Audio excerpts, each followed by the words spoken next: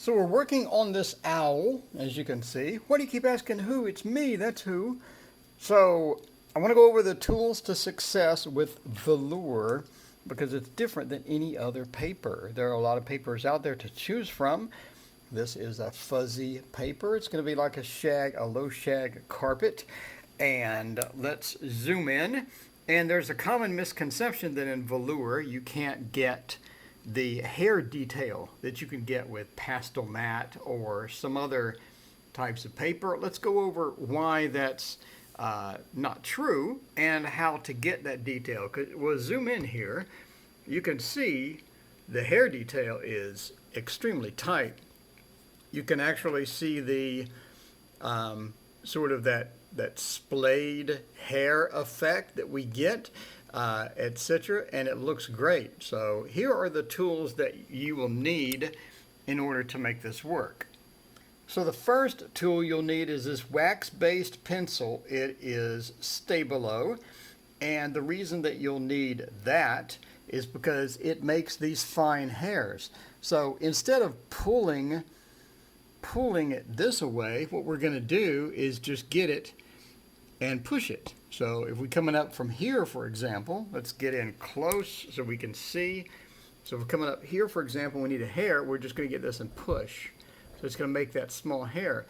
The other thing that we have on this owl is these little sort of tick marks of hair that aren't long hairs, but they're little tick marks. So we can get this and just make a little push and get those tick marks like that. And that'll get us where we need to go. So for the bigger areas, we're going to get a white pastel stick. You can get a bunch of them. I use New Pastel. So you can get a New Pastel stick and just slather it all over here. And then on the edges, we're going to come in with this and just make the small little hairs like that. So you can have some hairs that come way up. You can have some hairs that come down, etc. Now the second tool that you'll need is the same pencil, but a black pencil. Basically, this is a wax-based pencil. You want a wax-based pencil. I like this one because it can be sharpened to a fine edge. All right, now you'll see these gray marks. That's not a gray pastel pencil, that's this. So you can lightly pull this and make a gray mark on white. So we can make a gray mark on white. You see that? So, and if you hard push it, you can make a black mark like that. So it's very versatile in how you want to do this. So the next tool you'll need is a New Pastel stick to make these big black marks. And these are shadows that make the hair look real. And to get these shadows, we get a New Pastel stick. So this is Prismacolor New Pastel. They're only like $1 each, and they're great. So the reason we're using a stick instead of a pencil here is because it's a dark. If you look at the reference photo, it's dark. It's super dark. Where you have super dark, if you use a pencil, let's say we'll use a pastel pencil, right? Maybe this pastel pencil. We're going to have to mash really hard, and it's not going to look as good as if we just got this stick and go easy on our hands. We only got one set of hands. You might as well take care of them. So now we just barely touch it, and we got this nice black mark that we can make over here. So you have this super dark, beautiful shadow that you can get with this. Now, obviously, you don't want to abuse it and do it everywhere. Like this right here, that's going to be a gray pencil because it's a lighter shadow. So we're going to get a gray pencil and just sort of make the lighter mark. And then we're going to come in with a black pencil and put a little bit of shadow with a really light touch. A little bit of shadow. But for these big tick marks, we're going to get this and make the big tick marks. And then come back with a light hand and make the shadow on the fur. And again, that's going to be, then you come back with your white pencil and make it here. So that's going to give you a realistic fur texture with all these combination of techniques, right? So let's look at the white areas here. So this is just a New Pastel white stick. We just slathered it over here, right? If you have a more expensive pastel, if you have a Unison or you have a Giro or any sort of high-end pastel, you want to use it on the big areas. Don't get a pencil and try to make a big area. It's going to look terrible.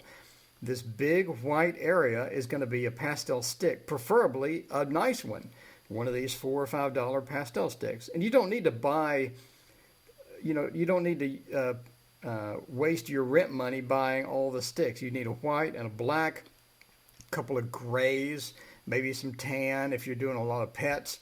You're going to slather it over like that. And then if we come in close, you'll notice that the marks are again just this pastel pencil right here. So it's the same pastel pencil we've been using. It's the Stay Below. It's the same colored pencil that we've been using. It's a Stay Below. We're just going to come in here and just lightly make these marks on here. And now we have light marks, light gray, and we press a little harder, or we use our new pastel over here, and we keep that fur texture feeling right here. And then here we just lightly press with this colored pencil. So colored pencil, we use a lot of colored pencil because it makes a beautiful marks. Same thing here.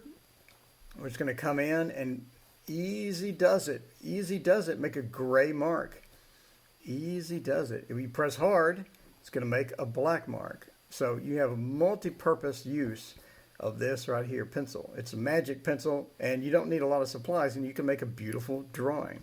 So what about the bigger white areas? You don't want to get, again, any big area. You want to use a pastel stick, preferably a nice one, a $5, $6 white pastel stick, right? I use Giro. I use some high quality pastel sticks. You're going to get the stick and you're just going to slather it and make sort of this area, because in the thing of the area, and then on the edges we're going to come in with our colored pencil. So here is our colored pencil, the Stay Below aquarellebeleu.com, and we're just going to get on the sides. So we have this slathered area with a pastel stick. Now we're just going to get on the sides and just lightly go over here. And again, we're going to press. Make it easy on our hands. We're just going to press. Not going to pull. We're just going to press. Easy on the hands. And we're going to come out of here and make it look more real and more like fur or hair, right? So you see, you get a lot of detail. Get a lot of detail coming out here, right? A lot of detail because the colored pencil makes the fur, the colored pencil.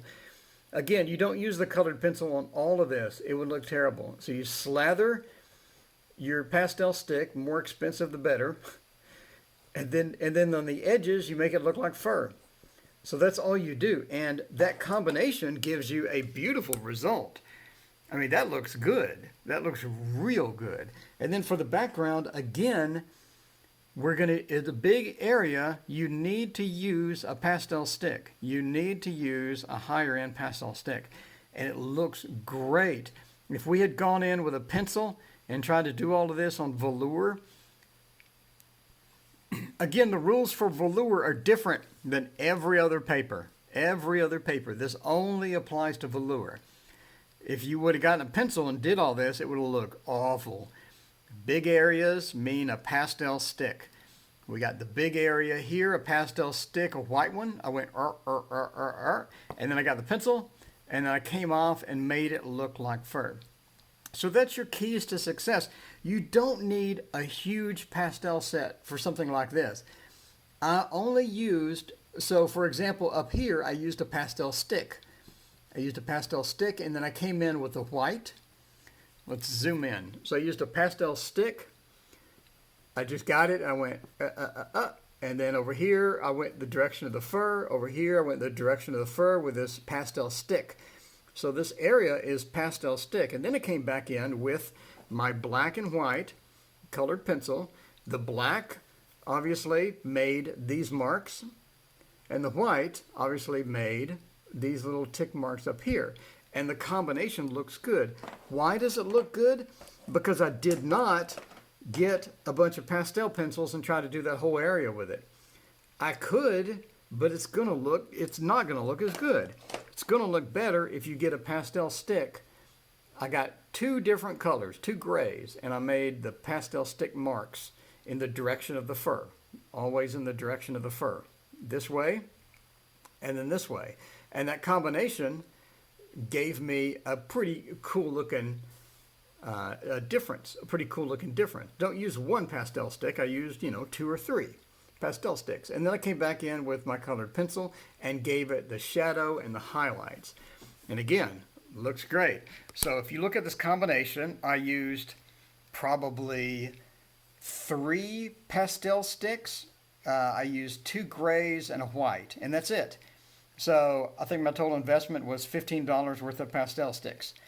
And then, so I got the white and the 2 grays. All you need is 2 grays, one lighter, one darker.